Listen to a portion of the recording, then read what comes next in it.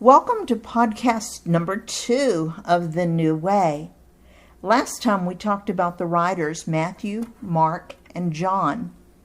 For a quick review, Mark was probably the first writer that God called to write down the things that happened while Jesus was on earth.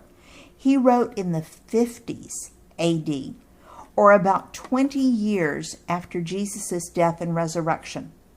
Then Matthew and Luke were called by God to write down their good news in the 60s, so about 10 years later, probably.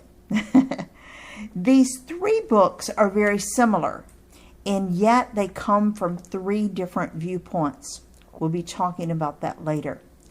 John was called to write down his gospel in the 90s, and that makes his book significantly different from the other 3. As we'll learn later. Today we're going to look at Luke. One thing that makes Luke unique as one of the 3 early writers is that he was Greek. He was not a Jew. He was well educated as a doctor, and he was a very organized and structured writer. He's my favorite. In just a minute, I'll read the first 4 verses of his manuscript. You'll note that he addresses the manuscript to someone called Theophilus. Now, we don't know who Theophilus was, whether he was a person that Luke maybe was teaching or coaching, or whether Luke was just writing to people in general.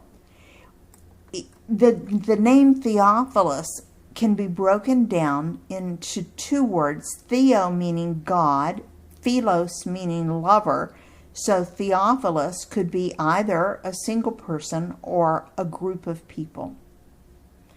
Luke tells you in these verses that he got his information by interviewing eyewitnesses and followers of Jesus. It's a good thing to know where the author got his material in anytime you're reading a biography. Okay, I'm going to read for you what Luke wrote in the first 4 verses of his manuscript.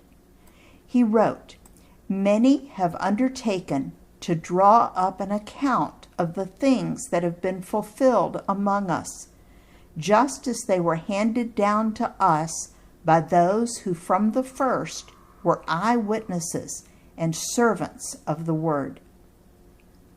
With this in mind, since I myself have carefully investigated everything from the beginning, I too decided to write an orderly account for you, most excellent Theophilus, so that you may know the certainty of the things you have been taught."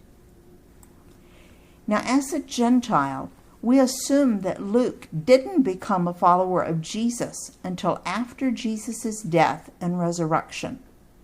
He may have become a follower of Jesus while listening to the preaching of Paul around 45 AD, while Paul was in Greece. Now, I'll occasionally mention Paul, so let me introduce him. Paul was a Jewish Pharisee, or a religious leader, who opposed the early followers of Jesus. Now, he opposed them so much that he spent much of his time arresting and stoning them to death. But later, by a miraculous encounter, he became a devoted follower of Jesus, and he began to preach the new way. He went on several missionary trips to tell Gentiles about Jesus. He is best known for writing 13 or 14 manuscripts that are contained in our New Testament Bible. Now, we don't actually know when Luke became a follower of Jesus, but we do know that he began to travel with Paul, probably as his doctor, on his missionary journeys. Through Paul, he got to know many of the early followers of Jesus and church leaders, including the original apostles and disciples who had followed and lived with Jesus. Luke wrote this book while many of these original eyewitnesses to these events were still alive, approximately 60 AD. What was Luke's purpose in writing this book? I read it before, but let's read it again. Luke 1:4 says, "So that you may know the certainty of the things you have been taught." I'm praying that you, like Luke, will seek for answers and dig for the truth and investigate well.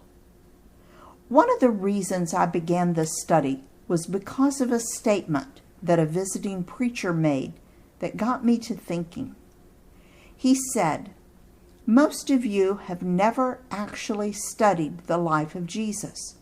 You don't know what he taught, what was important to him, what he believed.